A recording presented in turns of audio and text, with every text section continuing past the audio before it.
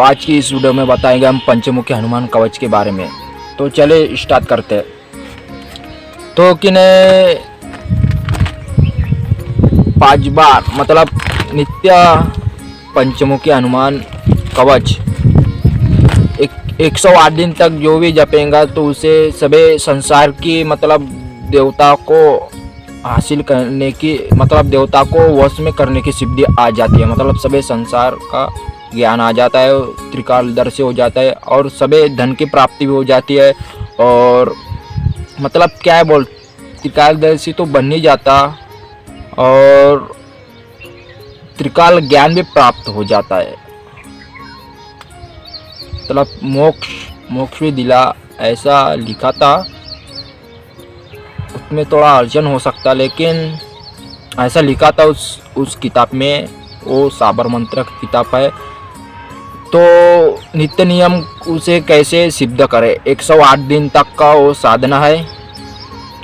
शंकर भगवान को गुरु मानकर शंकर भगवान और माँ पार्वती का मुख से ये लिखा मतलब पंचमुखी हनुमान कवच का रचना किया था।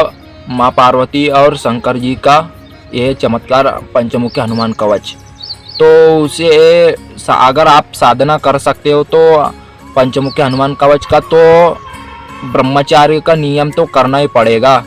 लाल चोला और धूप बत्ती वगैरह और घी तो करना ही पड़ेगा। अगर नहीं है तो हो जाता हो, वो नहीं है तो कर जाता हो। मतलब भाव न सिर्फ अखंड ब्रह्मचारी रहना पड़ेगा उस साधना में। और कि नहीं, स्वयं कपड़े धोना पड़ता और स्वयं खाना पड़ता हो तो मालूम है ब्रह्मचारी का नियम। और तो भोजन तो ज़्यादा करना ही नहीं पड़ने को ना, वरना साधना में थोड़ा दिक्कत हो जाता गैस वास का। हाँ, तो प्रातःकाल 11 बार पंचमुखी हनुमान कवच का पाठ करना पड़ता नित्य। हाँ, और शयनकाल के समय हनुमान कवच का 11 बार पाठ करना पड़ता। हाँ, तो 108 दिन तक प्रतिदिन एकदम अच्छे भाव से। तो हनुमान जी तो प्रसन्न हो गई और शंकर भगवान तो हो गई, तो माँ पार्वती तो है ही भैया। तो साधना कर सके तो आप कर सकते हो। हाँ, इसमें कोई दिक्कत नहीं है। पंचमुखी हनुमान कवच, हाँ, मतलब धन की भी आ जाती है उसमें, धन का भी आ जाता है उसमें, और ज्ञान तो आ जाता है उसमें, और सभी सिद्धियाँ तो उसमें आ जाती। सभी सिद्धियाँ मतलब उसमें तो लिखा ही है, सभी संसार की ज्ञान प्राप्त हो जाती है और त्रिकालदर्शी तो बन जाते, उसमें कोई संशय ही नहीं है।